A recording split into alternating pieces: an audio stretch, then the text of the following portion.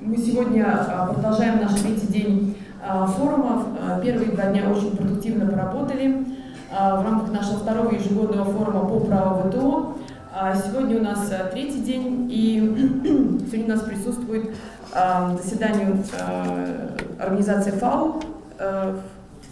И хотела бы пригласить на открытие сегодняшнего мероприятия Шестову Наталью Евгеньевну, заместителя министра сельского хозяйства правительства Калининградской области. Добрый день. Разрешите поприветствовать всех участников форума от имени правительства Калининградской области, министра сельского хозяйства Владимира Алексеевича Зарудного и от себя лично. Сельское хозяйство является одной из основ экономической устойчивости любого государства. На протяжении последних лет сельское хозяйство в Калининградской области – один из важнейших приоритетов региональной государственной политики. Губернатор, правительство области, Калининградской области при поддержке федерального центра уделяет большое внимание данной проблеме. Сельское хозяйство по своей сути является сырьевой базой для развития пищевой перерабатывающей промышленности, базой для создания рабочих мест, снятия социальной напряженности и формирования налоговых поступлений в бюджет. За последние несколько лет Калининградская область совершила и продолжает совершать поступательные шаги в развитии агропромышленного комплекса нашего региона.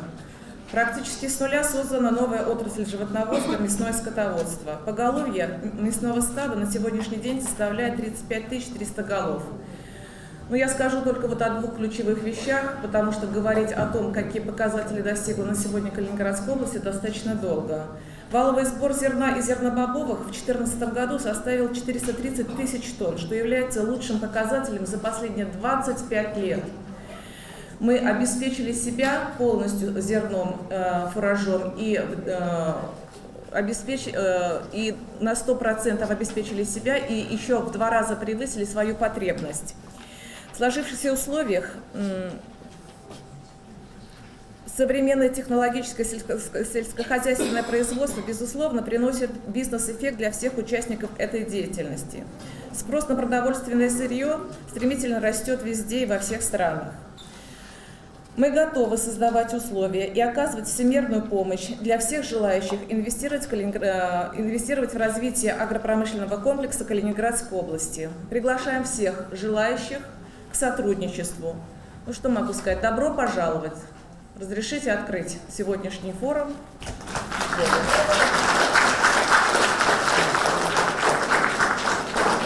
Уважаемые дамы и господа, уважаемые участники форума, все понимают и представляют и важность форума, и первые 2 дня показали значительный интерес и уже некоторые результаты появившихся целей, куда нам двигаться, какие приоритеты выбирать.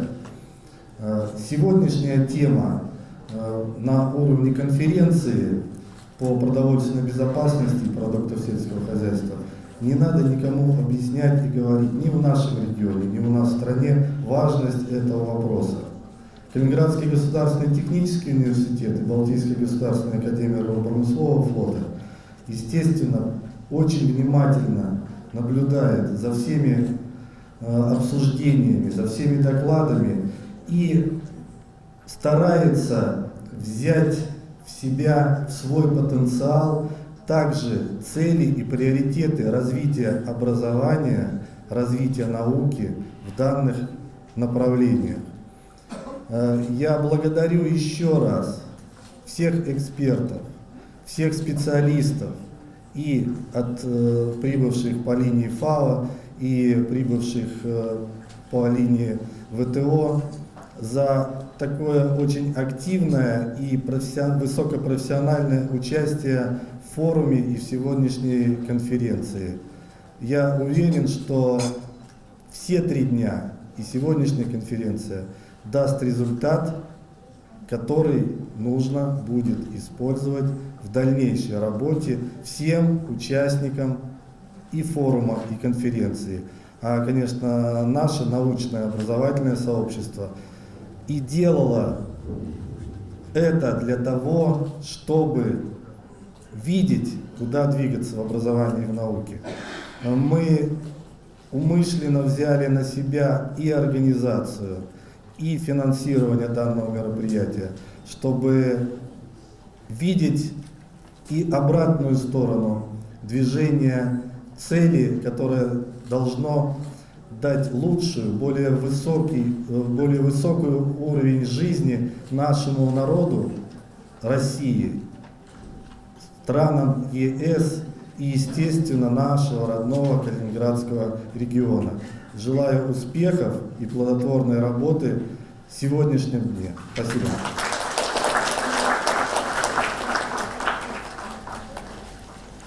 Спасибо большое, Владимир Алексеевич. And now we just would like to invite Mr. David Sedik, Policy Officer of Regional Office of Food Agricultural Organization, to welcome and to open the conference. Thank you. Я хочу вас поприветствовать на нашу сессию в рамке вашего форума. И хочу от имени ФАО вас поблагодарить, что вы пришли на наше мероприятие. Это мероприятие организуется в рамках группы экспертов по вопросам сельскохозяйственной торговли в Европе и Центральной Азии. Хочу поблагодарить наших организаторов, Калининградский государственный технический университет и, конечно, администрацию области. Спасибо, что вы пришли. Я надеюсь, что наша сессия будет вам и интересна, и полезна. Спасибо.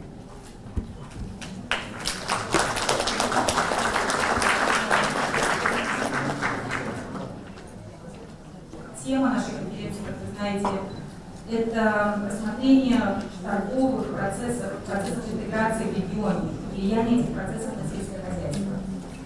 И хотя у нас уже были определенные темы и задумки, и те эксперты, с кем мы работаем в регионе, уже были очень интересные темы для презентации, относящиеся непосредственно к региону. Мы также подумали, что было бы интересно сначала поговорить о каких-то глобальных тенденциях. И в этом ключе было бы необходимо сначала рассмотреть такие фундаментальные вещи, как, например, цены на продовольствие, цены на нефть, международные переговоры. Поэтому для этой специальной сессии мы пригласили известных экспертов на международном уровне для освещения вот этих фундаментальных глобальных тем, до того, как мы начнем говорить непосредственно о регионе. Поэтому сейчас я хотела бы представить Джона Баффисона. Он представляет Всемирный банк и является специалистом по ценам на продовольствие и анализу цен. И он нам расскажет сегодня о ценах на продовольствие и нефть, и взаимосвязи, и также озвучит некоторые идеи по поводу последствий для нашего региона. Good morning, ladies and gentlemen. Let me first thank you on behalf of the World Bank, especially the organizing committee, the FAO, the State University of Kaliningrad, and the Ministry of Agriculture for doing such an excellent job in organizing this conference. As Ekaterina said, I'm going to talk about commodity prices, not just food prices. I'm going to take a broader look at most commodity markets, including energy and agriculture and food, of course. I'm going to discuss three three topics in my presentation. First, I will start with an overview of recent commodity price trends and development.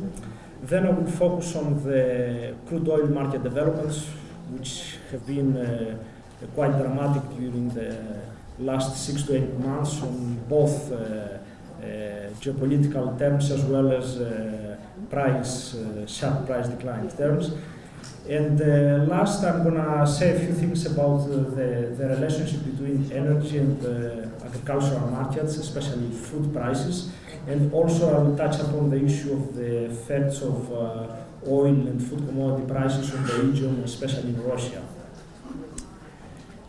I will start with a bit of history. Here we see the price trends for three key commodity groups: agriculture, metals, and energy, which are represented here in in real terms, and they go back to 1960. And what we can see here is that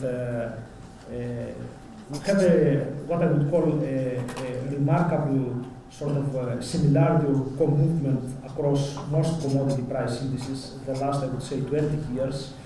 First with stable prices that took place during the 1990s and the early 2000s, the sharp increase in all commodity prices that took place following the beginning in 2003 and 2004, first with the energy markets and then with the metal markets, and later followed by agricultural commodity prices.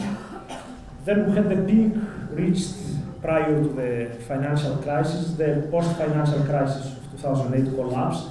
The second increase again, the peak that we experienced in 2011, and the last, the gradual decline in agricultural metal prices, but the collapse in energy prices, which are pretty much led by the sharp decline that took place in oil prices during the past 6 to 8 months.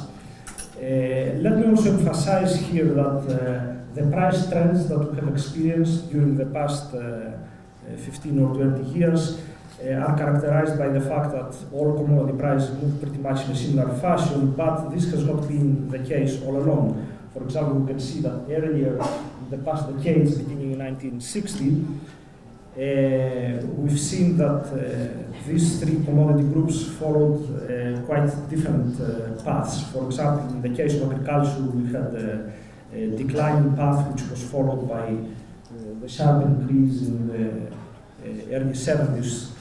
Then we had in energy, which is driven pretty much by oil prices, very remarkable stability until 1972 when we had the first oil crisis, and then 1979 during the second oil crisis. Metals, they follow an entirely different path.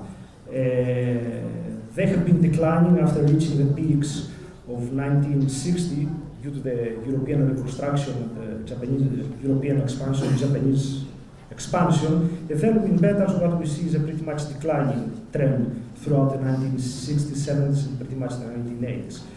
So what we see here is that commodity prices, while they are characterized by a high degree of movement in the last decade or so, they had pretty much divergent paths throughout the earlier decades, 1960s and 70s, for the most part for the 1980s.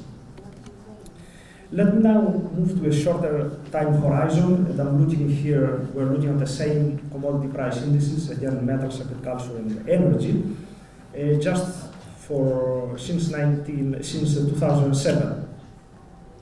Again, those are nominal terms. We see the price increase that took place prior to the financial crisis, the post-financial crisis collapse, and the recovery that took place later.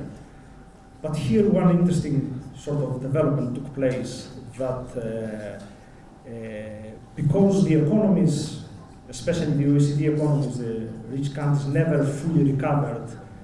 In fact, they did recover, but it's what we call the fragile recovery after the 2008 financial crisis.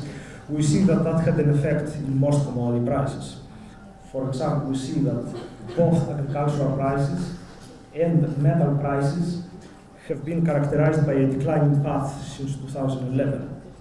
In fact, during this 3 to 4 year period, prices in metal commodities and agricultural raw material commodities, which pretty much reflect developments or respond rather to developments in the global economic activity, they have declined by about 30% or 35%. However, this was not the case with energy prices. Energy prices were quite stable until the summer of 2014. And then we had a sharp collapse in energy prices, which was pretty much driven by the collapse in oil prices. But what's interesting here, and I would like to bring this point to your attention, is the fact that now energy prices and metal prices and also agricultural raw material prices are pretty much at the same level.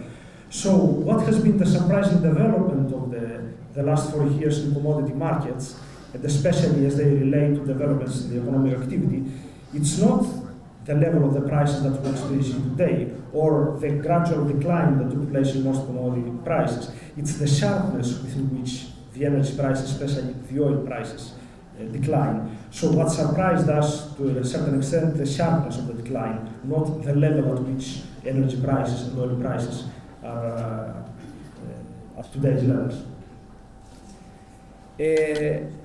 Let me just summarize again the developments in the oil markets. And then, as I said earlier, we have seen broad-based declines across all commodities. Crude oil prices have dropped to less than $50 in January. They were almost $110 back in June of 2014. Agricultural prices have seen some weakening as well. Metal prices, although have remained stable lately, they have experienced declines earlier in the years, especially in response to the, as I said, the fragile recovery of the global economic activity. Now, the cause of the price weakness includes slowdown in emerging economies, appreciation of the US dollars. Then we had increased supplies across most industrial commodities, and including agriculture. And that, of course, was a natural outcome of the high prices that we had seen the past 7 to 8 years. And just to give you a flavor of what in the World Bank we expect prices to do in the next year, we see here the price declines that have taken place between 2013 and 2014, and we have seen price declines across all commodity sectors. We expect those price declines to persist for this year as well, from 2014 to 2015. And we do expect some recovery in most prices, moderate recovery, though, not that prices will experience again the levels of 2011. We expect most prices to recover, except fertilizers and precious metals, which we do not expect them to change much. Now let me go quickly through a few slides and pay particular attention to the developments that took place in the crude oil market. Again, here we have data, this is just for crude oil now, for since 1970. This is in real terms, so we pretty much can compare today's prices with the prices that developments that took place earlier in earlier years.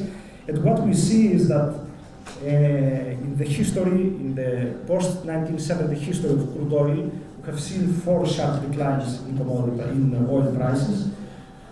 We've seen the decline that took place in 1985-86, and that's due to OPEC's decisions to change its objective for supporting prices to maintaining its position in the marketplace by securing a share of supplies.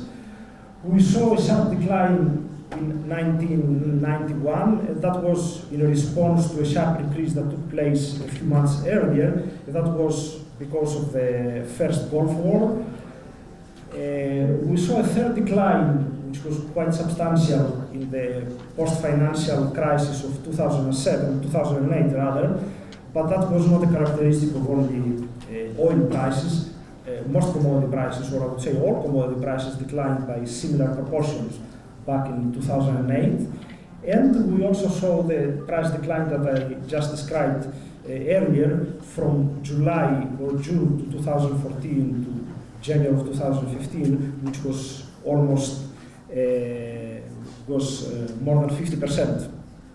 Now, 2 key differences between the 2008 decline and the 2014-15 decline, that, as I said, in 2008 we had a decline across all commodities. In 2015 or 14 rather, we had a decline only in crude oil prices. So that's, I would say, a very key difference between the oil and other commodity prices.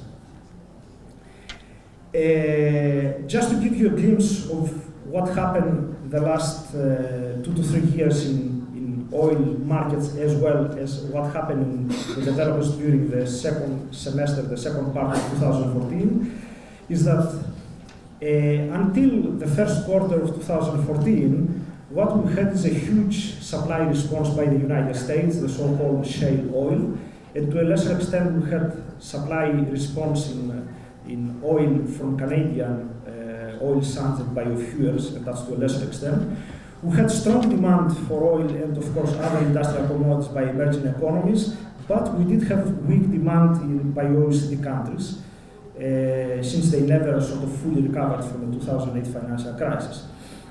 Now, I would like to separate those developments from what happened in the second quarter of 2014, where we had three sort of events that took place and pushed oil prices down, and that was the appreciation of the US dollar, which began in 2014.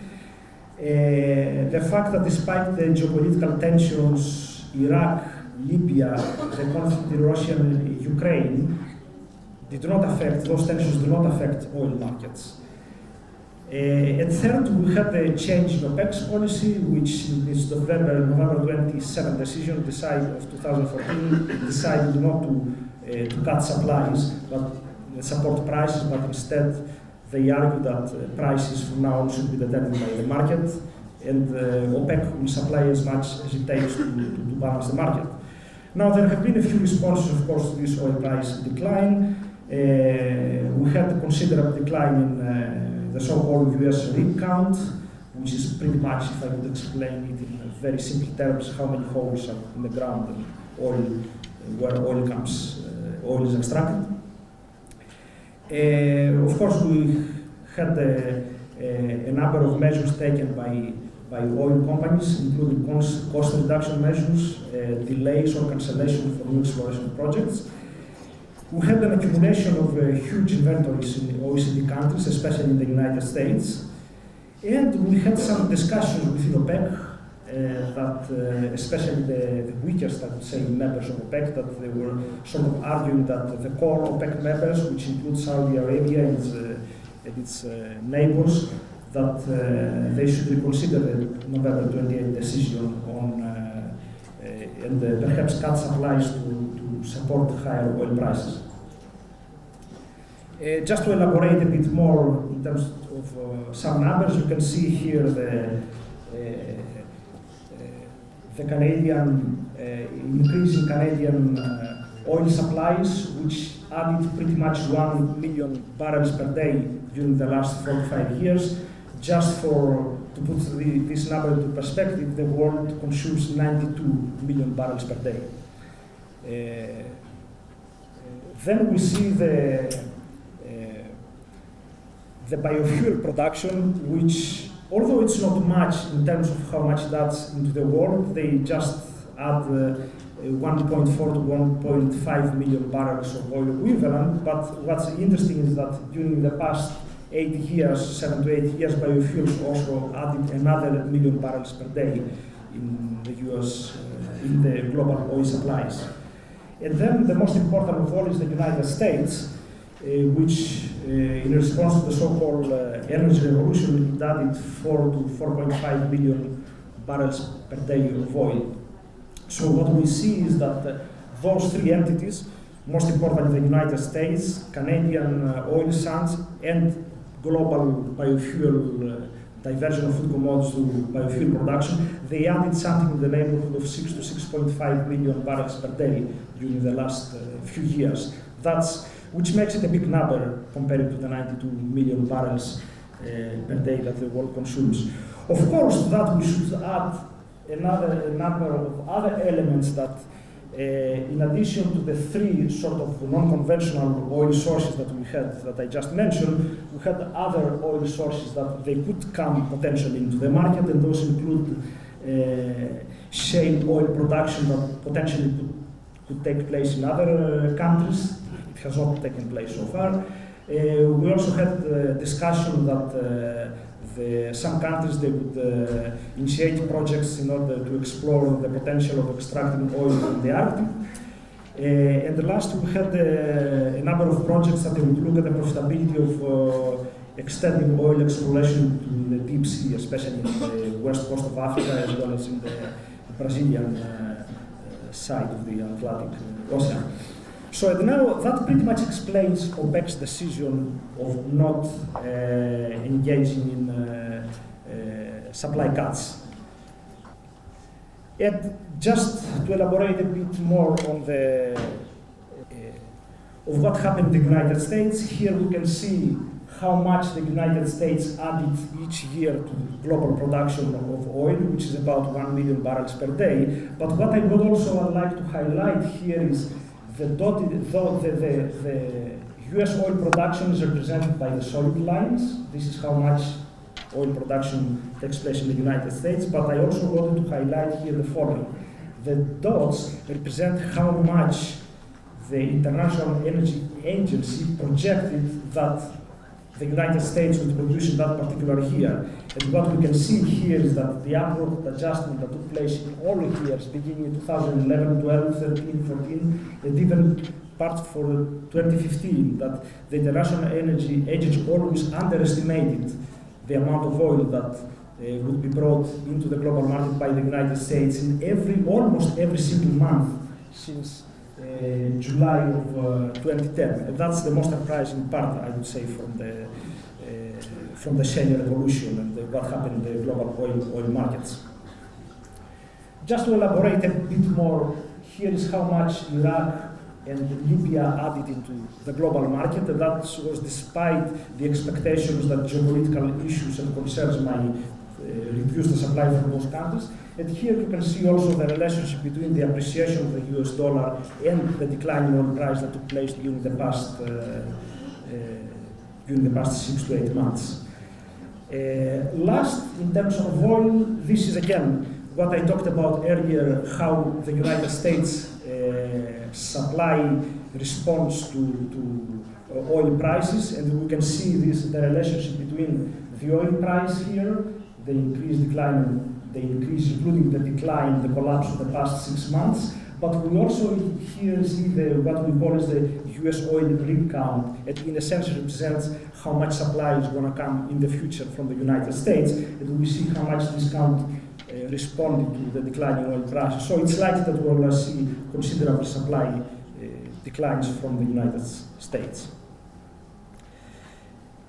What we expect now in terms of other commodity markets, other energy markets, is that we had seen a divergence between oil and other energy prices, including natural gas and oil price and coal prices, but we see a reconvergence now with the declining price of crude oil.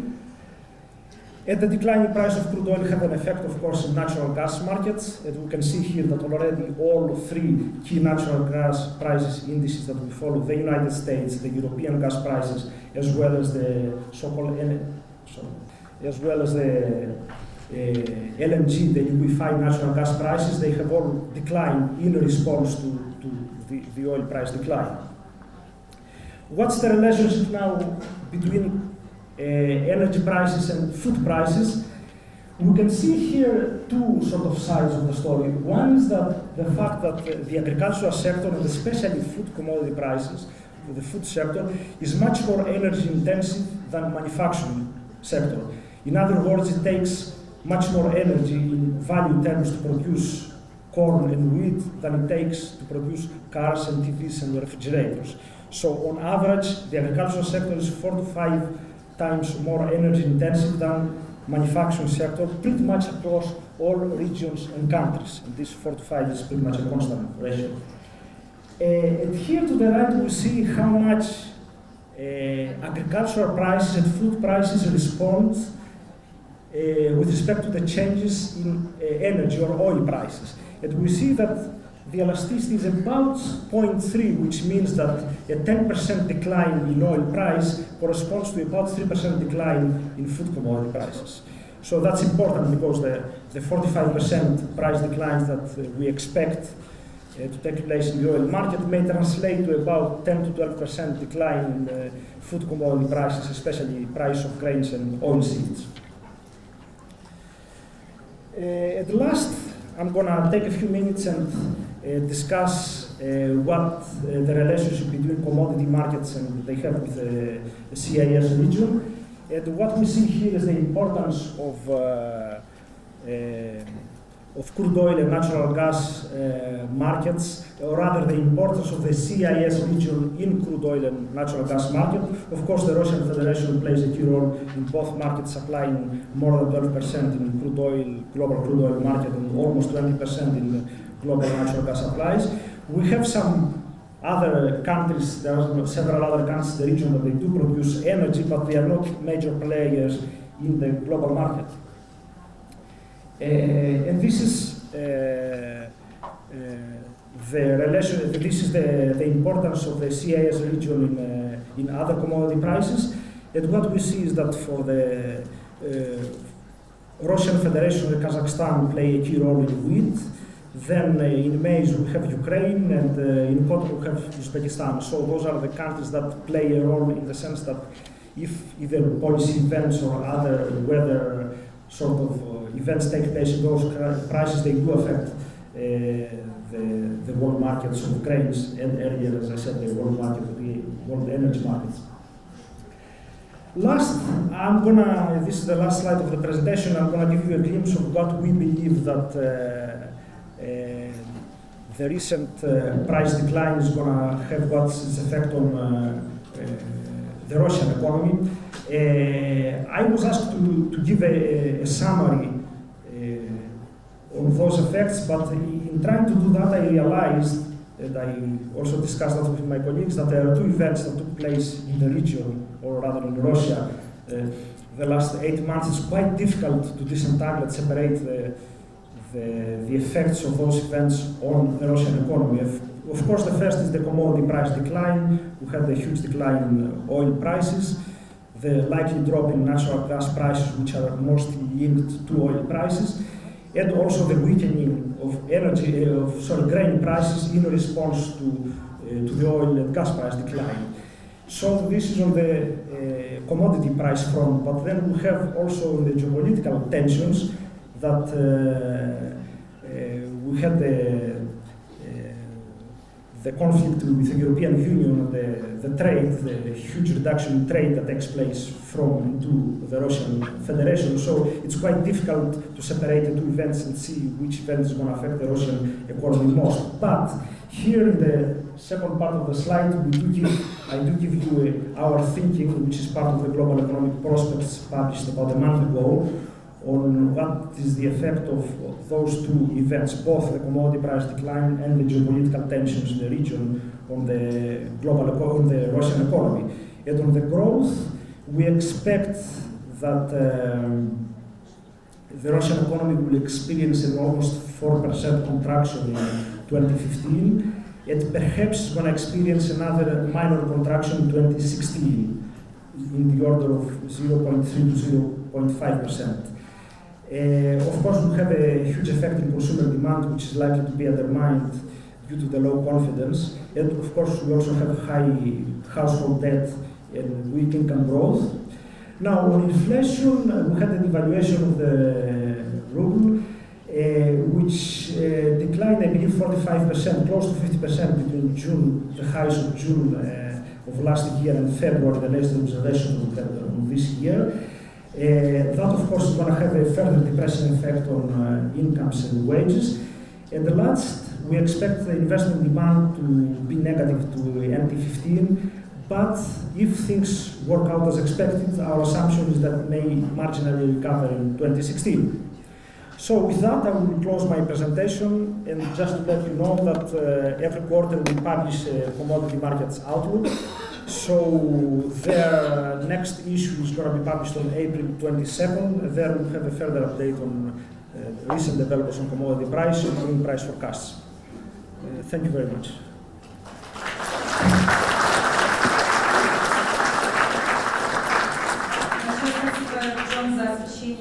Подробное освещение данной темы. Пожалуйста, все ваши вопросы, комментарии я хотела бы, чтобы вы их оставили после следующей презентации. Поэтому есть какие-то комментарии, запишите их или запомните, и мы обсудим более общие тенденции и проблемы после следующей презентации. выступление. Хочу представить Клеменса Бунекампа. Он в прошлом работал директором отдела сельского хозяйства и сырьевых товаров по Всемирной организации торговли. Является известным специалистом по торговым переговорам, продовольственной безопасности. И сейчас он нам расскажет, сделает презентацию на эту тему. Thank you very much, Katerina. Thank you to you and to all for putting this conference together and for inviting me. I'm very, very happy to be here. I'm going to stay seated. It's not because I'm being old. It's simply because I want to talk to you. And I don't want to lecture you, I want to talk to you, and I want you to actually interrupt me whenever you think you have something that I'm doing wrong or that you have something to say. I'm also going to talk without a PowerPoint. The president of the university started off by saying the importance of food security is evident. He's perfectly right, it is evident. There are 12% of the world's population goes hungry every month. Morally, that is not acceptable. Politically, it is not sustainable. And economically, it's stupid. And the ironic thing about all of this is that, as the FAO will tell you, there is more than enough food. The world produces enough food, so why is it that the food is not going to the people, the 12% who go hungry every night? And that is what this is about. That's what this conference is about. How do we get the food to the people who go hungry? How do we make sure that people are appropriately fed? If they're appropriately fed, economies grow better. Now, in our world of nation states, the responsibility for this goes down to governments. And every government is sovereign. It has the right to accept, to adopt the policies that they think that are appropriate for food security within the context of its government's, of that government's international obligations. And all governments, many governments have taken international obligations. Your government has done it. They do it in the case of food security in a large sense within the context of the WTO, the WTO Agreement on Agriculture. And that's what I want to talk to you about, and how perhaps the two can come together and assist this problem of food security. Now, governments have choices in setting up policies for food security. One of those choices is self-sufficiency. And unfortunately, the debate on food security often takes on almost a semblance of being a discussion about self-sufficiency. Self-sufficiency is almost certainly not going to work. Countries do not have the resources for it, and even were they, I don't know any country that has the resources for it. And just to give you one very extreme example, if, for example, Egypt were to try self-sufficiency, it would need not 1 but 3 miles. There just isn't enough water. And this is common throughout the world. Countries do not have the resources to produce a balanced, nutritious diet for everybody. But it's worse than that. If you try self-sufficiency, you're almost certainly going to do it at the cost of a better gross domestic product. You're certainly going to misallocate resources, which means your economy will not be as big as it could be. That means your purchasing power won't be what it might be, and that means that your access to food is going to be less than it could be. Moreover, if you try self-sufficiency, the availability of food in your country is probably going to be less than it could be if you were bringing it from elsewhere. That's one of the tragedies, by the way, of introducing import restrictions. Import restrictions almost invariably raise prices, And the amount of food that's available at the end of the day is probably going to be less. What I'm trying to tell you, what I'm saying in a sense, is that trade has a very important role to play in food security. Trade has to be able to bring the food from where it is to where it is meant to be. The trade is not a magic bullet. It's not going to do it on its own. It needs support policies. It needs a decent macroeconomic setting. It needs stable structural economic policies. But it needs very fundamental things like decent irrigation policies. It needs a whole array of supports to help the process of bringing food to where it's meant to be. But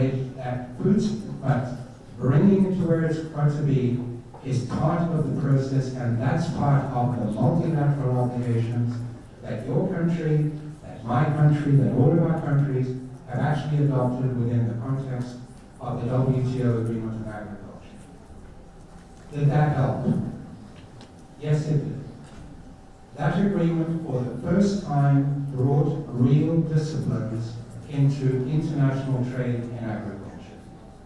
It took it out of the bigger-than-neighbor world that was there prior to the early 1980s into a disciplined world, and that disciplined world did a significant job of reducing the amount of damage that one country with its policies was able to do to another. It reduced domestic supports. That meant that the amount of domestic supports that, for example, the European Union, which was the worst offender, put on the table was significantly reduced to net trade disposal supports. The same was true for the United States, and I will tell you the same was true for Canada. It actually brought better discipline to it, which meant that the comparative advantage that countries like Uruguay had was they were able to utilize it better. It also did something significant in that it brought tariffs as the single trade policy instrument. That's important because it set a ceiling and it said we will not go higher than that. Market access will be improved beyond that point. That's very important for exporters. And it did a good job, not the perfect job, but it did a good job in reducing export competition, export subsidies. Let me tell you how they weren't very big, those export subsidies, but they were very important. Let me tell you one example that I had. I was in Tanzania once, and I walked into a supermarket in Tanzania, and I saw a carton of milk available. That carton of milk was exactly the same carton of milk that I could buy in my shop in France, where I live. In France, that carton of milk cost 3 francs. In Tanzania, it cost 1 franc. That milk was being sent from France to Tanzania with huge subsidies. Now, what do you think that did to the dairy farmers in Tanzania? It wiped out, or it helped wipe out the dairy industry. It affected the ability of Tanzania to actually ensure its own dairy supply, and therefore it undermined the food security of Tanzania. This agreement that we have, the agreements in agriculture, took a huge step in improving that situation. But it's far from perfect, and it's far from done. There are many areas where improvements still need to be made. There is now an attempt, it's a long, drawn-out attempt, to improve the situation in what is called the Doha Development Agenda. The negotiations have been going on now for what, 13 years? 14 years? And they're not going very far. They haven't produced many results at all, except perhaps a negative result. Is it worth it? Is it what they're doing? Is it worth it? Again, I think the answer is yes. Within that Doha Development Agenda, there are modalities for improvement. market access will improve significantly. That is, those who are capable of producing will be able to send it to other markets where there is need at lower prices, because the tariffs will be down. The support that countries are going to be giving to their domestic agriculture, the trade distorting support, will be reduced. That is, the comparative advantage of countries that are able to produce will actually become more evident in the world marketplace. Again, to the advantage of food security. Availability will go up. And export subsidies will be completely eliminated. Never again will there be the Tanzania example that I actually cited to you. There will be a significant improvement.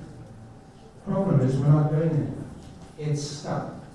There are just too many political differences between countries, too many little things that they're arguing about. The agreement that is presently on the table is just, I think, too complicated. And in fact, it is so complicated that if that agreement were actually to be put in place, we might not be able to track it and we might lose transparency. Moreover, since the modalities were put in place, the situation, the economic environment has changed fundamentally. It used to be that the world's largest supporters of agriculture were the developed countries, the United States, the industrialized countries. That's no longer true, guys. The world's largest supporter of agriculture now is China. And some of the emerging countries are becoming very large supporters of agriculture, and they're doing it in a trade distorted way. And the modalities as they're presently written would actually not put significant limits on the supports that these countries are able to give. So there is a suspicion growing, in fact there's enormous certainty growing, that whereas the agreement on agriculture began to tilt the field towards a more level playing field, now it may be tilting the other way. The question, and then countries are saying, we don't want this deal. We want something that will keep the field relatively level, and we want to make sure that the biggest supporters of agriculture are also brought into the game. To me, that means that we need significant simplification. And we need significant simplification because a level playing field, because we need an agreement, and we need an agreement because a level playing field is fundamental to food security. What I would suggest, and I'm delighted to say that this is now actually being considered, is that we cut through all of this complicated stuff on trade distorting support and simply have one line. Every country promises not to take its trade distorting support above a certain level. They might then spend it however they wish to spend it, if it's trade distorting. That means we get rid of complications that, for those of you who are familiar with agriculture, to my mind, we could get rid of the amber box, we could get rid of the blue box, both of which become incredibly complicated under the present circumstances. We might need to maintain de minimis, I'm not even convinced of that. And we might need to maintain some sort of product-specific support to prevent concentration. But it would be very, very much simpler. And it would be very easy to report on. One line of reporting every year. Rather than, when I was Director of Agriculture, the notification requirements were so forbidding that I used to have staff specially trained to actually advise countries as to how to report. And I actually was instrumental in putting out a notification handbook, which I barely understood, guys. I mean, this was very difficult stuff. Larson's sitting there smiling. He knows how hard this is. I suggest we make it very simple, very clear-cut, just one line. On top of that, I think we need to have market access improvement. But none of this very complicated formula stuff that we have at the moment. Don't use the special products and the sensitive products and all of that. Simply make it something that is relatively easy to accept, a straight tariff cut. Say 15% for developed countries, 10% for developing countries. Make it something that is easy to accept. Get rid of export competition and say, guys, we're done. Get this round, get the agreement done, get this round out of the way, and then start thinking about what is now coming down the line and what is really important, which are export restrictions. We're not doing anything about that at the present moment, and they're very dangerous. They're very dangerous for volatility of prices, what you spoke about. And start thinking about something that I think is now becoming extremely important, what we call the green box. We tell everybody that the green box is non-trade distorting support. Money's fungible, guys. It may be non-trade distorting and it may be less trade distorting than the amber box, but don't be confused. This does distort production. Get decent disciplines on the green box. Make that the next objective. And make sure that within that particular context, you put food security at the very center of it. Make sure that you're working therefore towards a level playing field so that everybody has their shot at availability. Everybody gets to allocate their resources as best as they know how in their personal interests, and therefore people get fed. Thank you.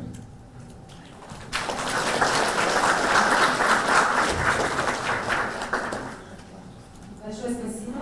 Вилли Майерс, профессор университета Миссури, скажет несколько слов, и после этого мы откроем дискуссию. Доброе утро.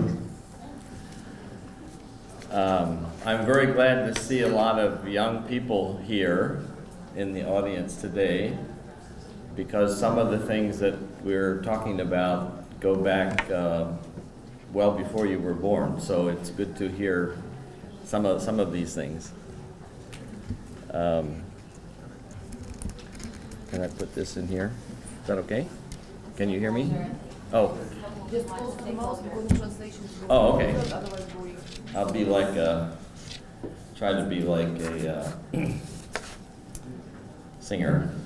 So I want to just make a few comments about each one of these presentations and try to raise some questions or some ideas that can stimulate further discussion. First of all, the presentation about prices and markets reminds us that things can really surprise. Changes can happen very quickly. So having worked in the forecasting and projecting myself, we have a motto which says, if you must forecast, forecast often. Because likely the forecasts are wrong. But what we try to actually capture in these looks ahead is what are the likely outcomes? Are things going to, which direction are things going to go? If you remember one of those first charts that John Baptist showed with real prices of agriculture, energy, and metals, there was a period of time in the 1980s, about mid-80s to about 2004 or 5, when things were relatively calm and declining maybe, but pretty flat. And since 2005, we've entered this period again of somewhat higher and certainly more volatile prices. So I think price volatility is one of the big takeaways from the picture of commodities that we have seen in recent years. So it could be that period, that calm period of mid-80s to early 2000 was the unusual time, or the anomaly. In terms of looking ahead, I think surprises can always happen, but it's pretty clear, and also in our work, that prices for agricultural commodities over the next few years will not be as high as they were in the recent past, but also not as low as they were back in the early part of the 2000 period. So with the volatility of the prices that is obvious, we can always have a high price or a low price year. But in the average, we feel that the prices for major grains and oilseeds in the future will remain relatively between these high ones that we've seen recently and the low ones that we had in the later part of the 1990s and early 2000s. The other important element that came through in John Beth's presentation was the importance of energy on both the supply and demand of agricultural commodities. So he showed that the cost of energy is very important in the production process and the production cost for agriculture, and we've had that element in has been very important for a long time, but more recently, because of the rise in the importance of biofuels, energy prices have also become much more important on the demand side. And one of those charts that was in the presentation showed how much biofuel production has increased, especially from the 2004 to the present time. And that had a big impact on the support or the increase in commodity prices for grains and oilseeds in the last 10 years. But it's also true that kind of growth in the last 10 years is not going to be repeated in the next 10 years. So we will not have that kind of price push that we had from the biofuels demand in the next decade. Excuse me, I want to get some of my water.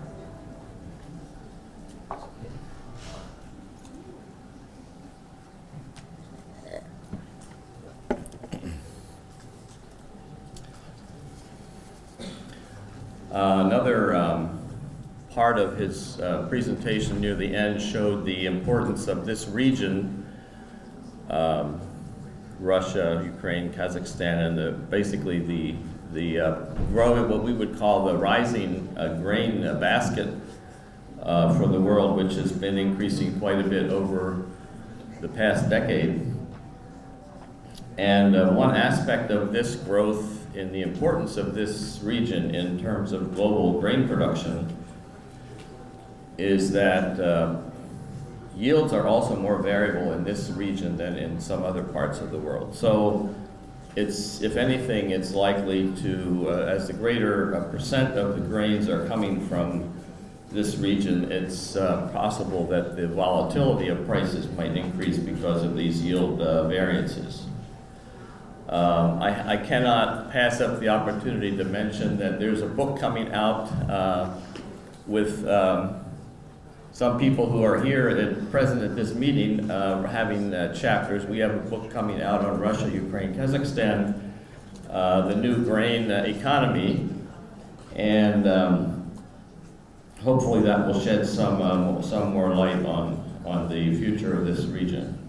So let me switch over to the policy side of the presentation of Trofimenko Ольga.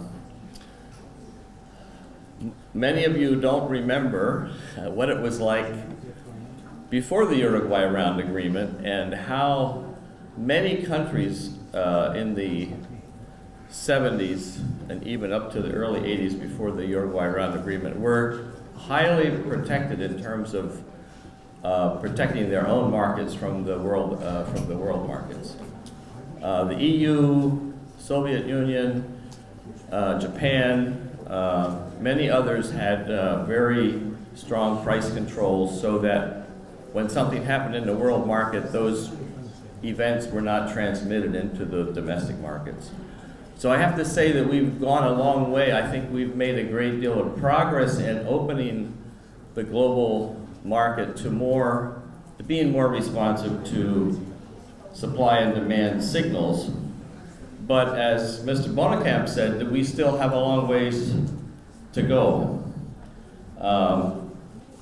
And I'm aware that one of the big problems during the 2008 price spike was that many countries, including some in this region, protected their domestic market by restricting exports, and that increased the price volatility even more. So as Mr. Bonnekamp said, one of the issues in the current discussions of the WTO are to try to put more disciplines on these kinds of export restrictions. It's certainly true that producers of exported commodities do not like their governments to restrict their exports. So we get pressure from the producers for that, and perhaps there will be some progress on that side, as there was in the past on restricting export subsidies, which was another way of distorting international markets. So that is one that has been pretty widely disciplined in the agreements in the current discussions.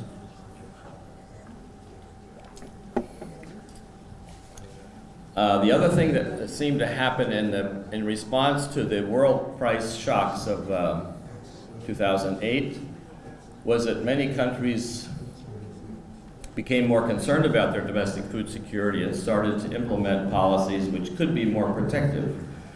So it's part of the task of negotiators nowadays and the countries involved in the negotiations, to reassure the markets that there is a reliable supply. Not every country has to protect their own stocks, their own prices, but they can rely on the behavior of the markets, and I think that's what Mr. Bonnekamp is saying we need to instill a simpler and more widespread protection of the behavior of the markets in the future. And finally, I would say that if the future of prices is such that we are going to have more concern about price volatility and less concern about low prices, which was a big concern in the past, then countries in their domestic policy should be focusing more on, not so much on price support, but more on risk management tools for producers. It certainly has happened a lot in the US and is happening to a greater extent in the European Union also, that producers need risk management tools. They don't necessarily need any more price support or price subsidies. And I really like the idea of Mr. Bonnekamp that we should have more simple rules. I'm not so sure how we can convince our negotiators that that is something that would be achievable. In the meantime, we also have, because the Doha round has been so unproductive in terms of reaching a final conclusion, we have a great proliferation of regional trade agreements, which could be good or not so good, but at least it's part of the real world now that regional trade agreements have become the greatest focus of trade negotiations, and the Doha round seems to have suffered as a result of countries turning their attention more to their making regional agreements with their neighbors. So with those, I would like to encourage you to ask your questions of the speakers and look forward to a great discussion. Thank you very much.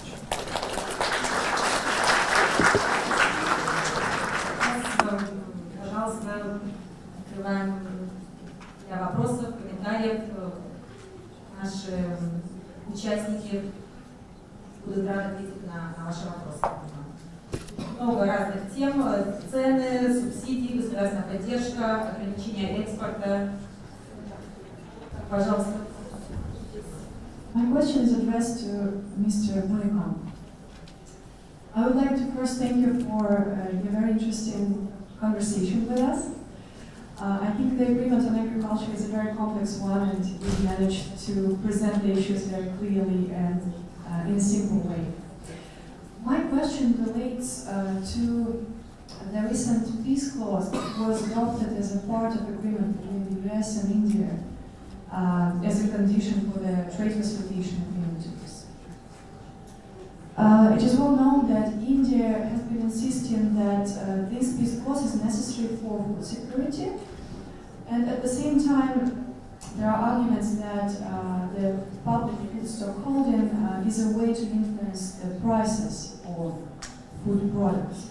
So there is a certain tension between these two goals. So I would be very interested in hearing your assessment of how this clause influences the food security and at the same time the trade disciplines in the field of agriculture. Thank you.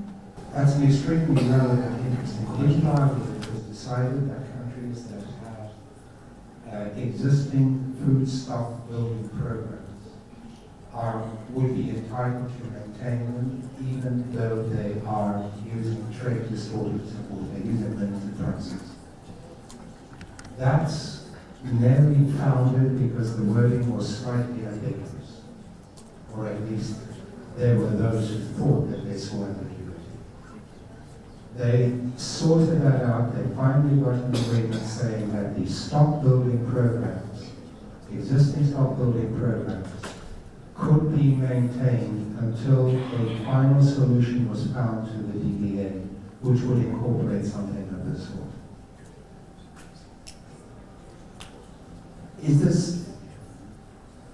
It's very hard to, these stock building programs rely on administered prices. Administered prices mean trade distorting support. There's a peculiar language in that agreement that says that this is okay, provided it's not trade distorting.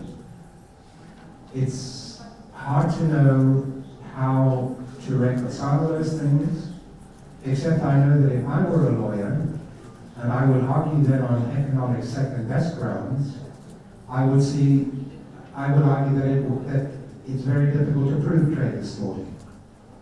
Therefore, to my mind, within this one, and I'm speaking without any reference, I don't want this to be attributed to anybody. To my mind, this simply opens a hole in the agreement. And it's a hole that's going to be there until such time as the agreement is actually settled upon. But given that now India, and perhaps some others, have gotten what they want, what incentive is there for them to go to the table to finalize the agreement? That's what bothers me about all of this. This particular phraseology is actually in the modalities. But it is in the modalities, it is counterbalanced, at least that's what the chairman at the time thought, counterbalanced by other obligations and other rights that are given in the agreement. Now they've simply taken a particular part out of the modalities, to my mind, one of the more damaging parts of the modalities, and made it part, de facto, of the agreement of agriculture. And it's, I think, damaging. But it's also the case, this is what happens so often in the WTO, it is the price that needed to be paid in order to get the trade facilitation agreement. And the trade facilitation agreement, if brought into practice, is enormously valuable. Trade facilitation agreement can bring literally billions and billions of dollars of benefits, particularly to the poorer countries. And I haven't really answered your question, but that's because I'm not trying to answer it. Is that okay? Sergey Tima, WTO Center in Moscow. I have a question about modalities of 2008. Was there any chance, when they were adopted as modalities, was there any chance to finalize them as an agreement? guess you that you don't know connections between negotiations on agriculture and negotiations on other issues. And the second question would be, how should we treat these modalities now, as you, considering these recent developments in the economy? Shall we throw them away, or the state shall anyway base the negotiation of them? And finally, could you comment on the principle of single undertaking, taking into account the complexity of the job around and the length of the job around already? Yes, maybe it's possible to divide the issues in negotiations. I mean, issues on food security, on agriculture, issues on services, on market taxes, on agricultural goods, etc. The global development agenda started out as a single undertaking. Nothing was going to be agreed until everything was agreed. That meant that the agreement on agriculture, the modalities could not be agreed in the absence of agreement elsewhere in the world. They came very close to actually achieving that in July 2008. It stumbled on one or two things. One of them was the special safeguard mechanism in agriculture, but another was an aspect of non-agricultural market access and output. It stumbled on, the round stumbled on until the Geneva Ministerial, where it was decided, which was what, 2011? It was 2011. Where it was decided that you could take bits and pieces and arrive at individual agreements on a provisional basis. That allowed the agreements in Bali to be put into place. There is now an attempt being made to find perhaps ways of, everybody's conscious of the fact that this round has to be finished, and it's beginning to drag on and it's beginning to be an incredibly painful process. So now there is in Geneva a process going on of trying to find a simplification that will allow a simplified package that will allow them to say, we're finished, we're over, we're done. One of that is perhaps the export competition package. Export competition in modalities is totally without brackets. That doesn't mean it's totally agreed, but it's at least it's clean. But everybody knows that in agriculture alone, that is not going to be enough. So they're looking for a simplified way for trade disputes. And they're actually looking for a simplified way of market access. But again, that is not going to be enough. So there are proposals going around that suggest find something that is relatively simple in agriculture. Not unlike what I put on the paper. Find something that is relatively simple in market access. Find something that is relatively simple in services and call it a day. That means that certain things like GIs, which I don't think are important to you, but are certainly important to the European Union, might need to be moved aside. Now, whether this can be done is something I just don't know. And there are, geopolitics has changed. The transatlantic agreement is going along, the Trans-Pacific agreement. Those are agreements that seem to be getting more political traction, particularly in Washington and perhaps elsewhere, than the Doha Round. The Doha Round is moving along at a snail's pace. They are trying to find things to go ahead, but they're not making a great deal of improvement.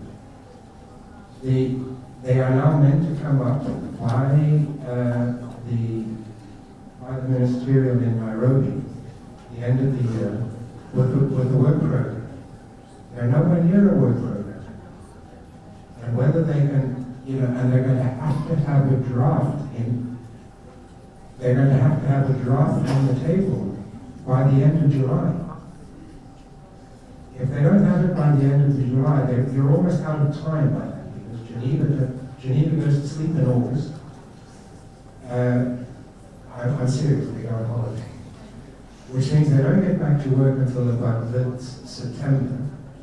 by mid-September, the wording needs to be almost done so that you can begin to get rid of the final brackets. That means you have to have a draft on the table virtually now. And Lars, you know this, you were a negotiator, you know this better than I do. I don't, at the moment, I'm pessimistic. I am terribly anxious that it be done because I think it is fundamental, not the least for food security, that something get on the table, that something be done, something that allows us to say, this is behind us. This agony of 15 years of painful negotiations is over. We have a somewhat improved agreement on agriculture. Now let's get down and do the real stuff that needs to be done, which includes things like export restrictions in agriculture. And needs to start worrying about things like climate change, which we're not doing.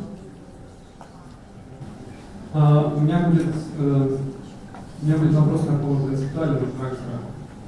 Мне кажется, в том, что вы говорили, есть некоторые противоречия. Вначале вы говорили о том, что продовольственная безопасность не означает необходимость самодостаточности.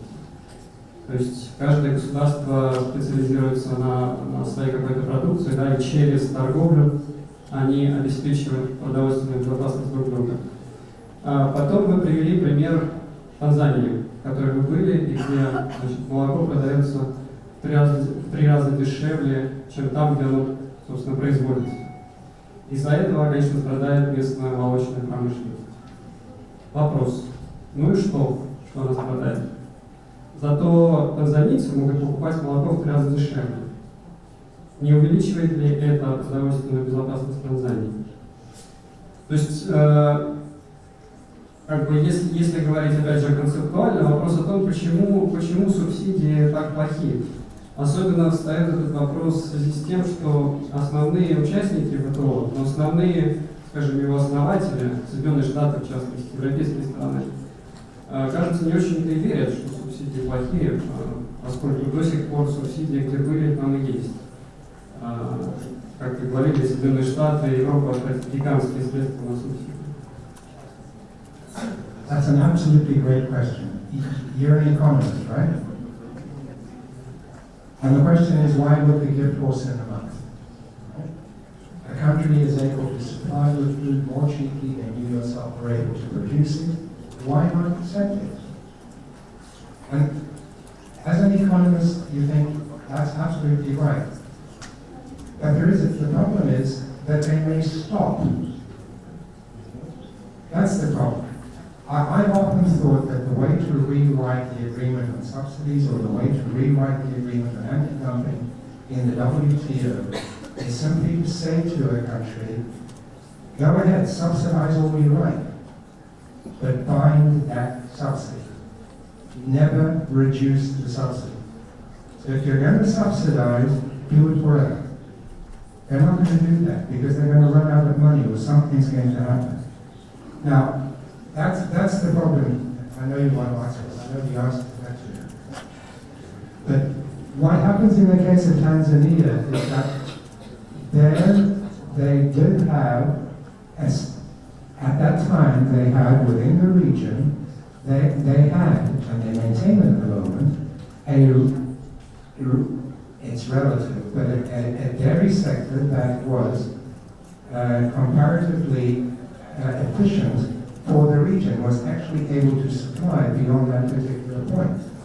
That dairy sector, without subsidies elsewhere, might actually have been able to compete across the world, not just beyond that, but certainly into Malawi, certainly into Kenya, certainly down into what was then Rhodesia, what is now Zimbabwe.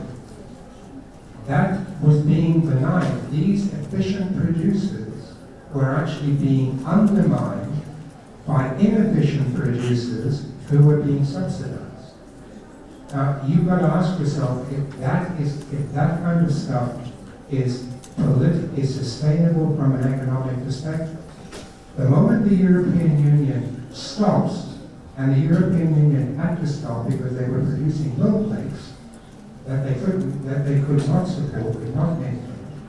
Once that stops, the Tanzanian industry is dead, it's gone. And then you cannot recover it.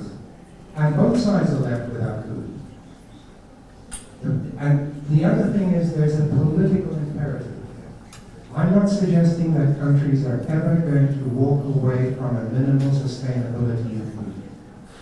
It is in their political interests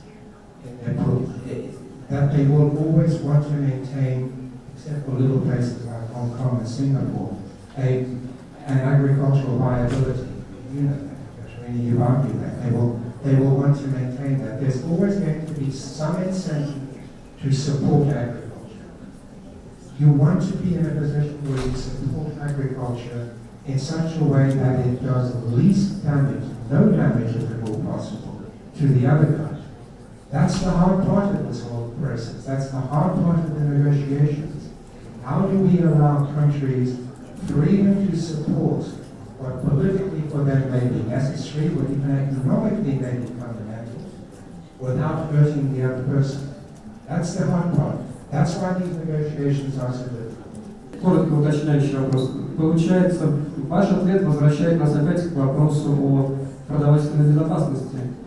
Те, кто считают, что продовольственная безопасность обеспечивается только самодостаточностью, они как раз и думают о том, что в определенный момент поставки прекратятся. Что делать в этом случае? If you remember when I said governments have choices, I said one of the choices was actually self-sufficiency. I also said at that point that self-sufficiency is sometimes now being thought of as food security. You might be able to find food security through self-sufficiency. My argument is that that's just that expensive. And you probably cannot produce it all. For all of its riches, for all of its geographic attributes, the United States cannot produce bananas.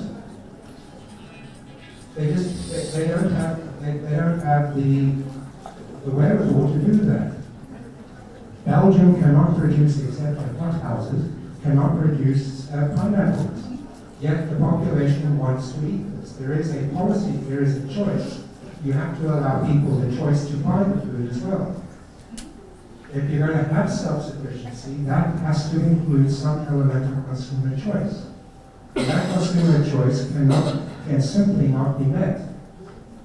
Moreover, if you try even to provide a calorie level of self-sufficiency, you might not have the wherewithal to be able to do it, or if you do have the wherewithal to do it, you're going to have to take resources away from efficient use into far less efficient use.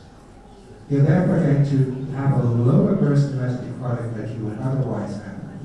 Purchasing power will be lower than it should be, and you will therefore be minimizing, you will be reducing accessibility.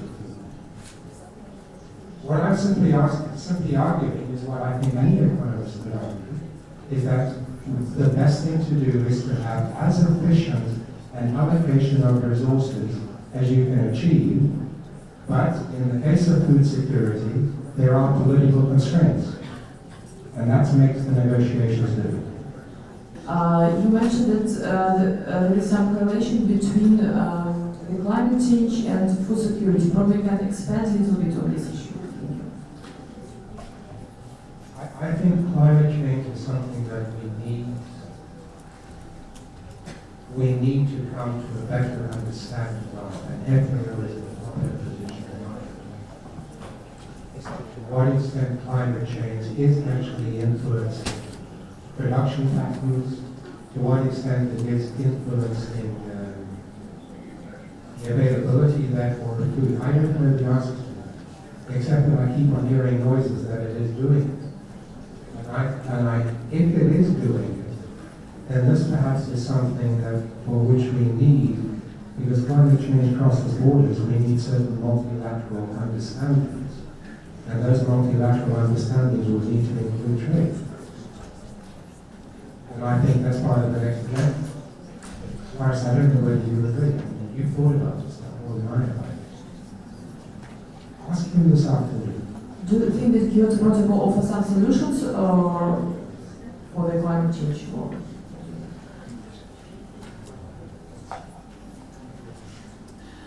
I didn't come here.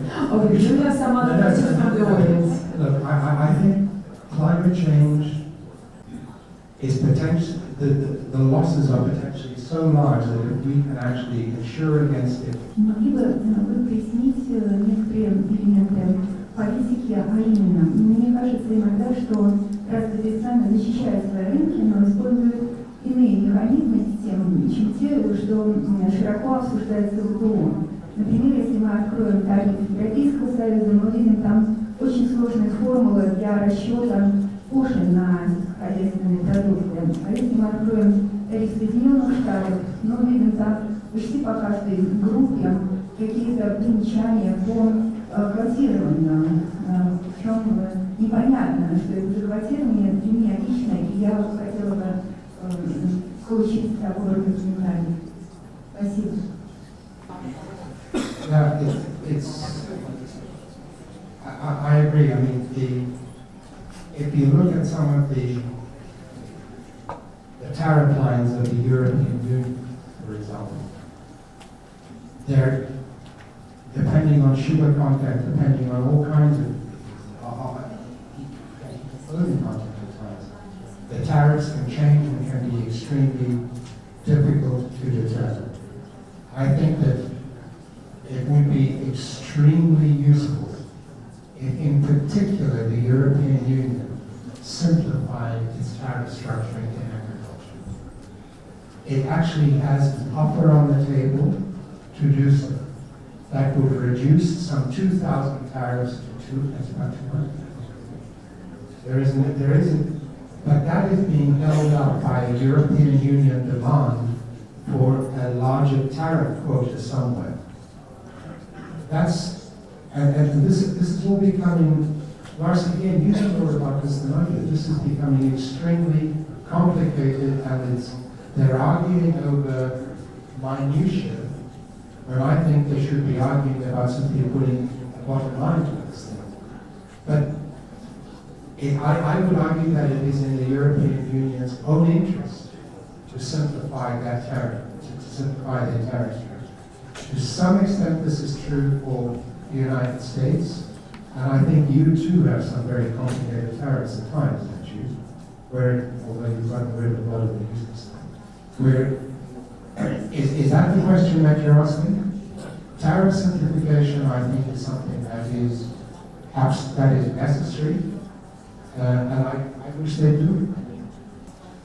Well, I'll just throw in a word or two about climate change. I think climate change and water issues are going to be of increasing importance in the future, and that's also been an area that has been difficult for countries to agree on, as you can know by the climate change conferences that have not always been so successful. But I agree that that's a longer-term issue that has to be addressed. Probably enough, just a comment on climate change, but until now we have high energy prices, and that was good news for the climate. Now with lower energy prices, especially for oil, used to speak over water and source of energy, we were going to see more energy consumption, more consumption of oil, more consumption of oil. That's obviously climate change. So I would argue that climate change should be more high on the agenda, lower energy prices.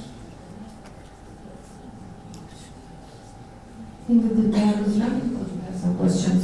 5.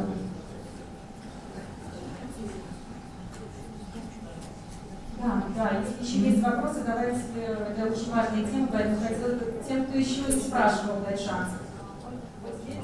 По вашему мнению, какие первоочередные задачи должны решать Россия как член ВТО, применительно к описанной вами модельной ситуации состояния продовольствия в Кении?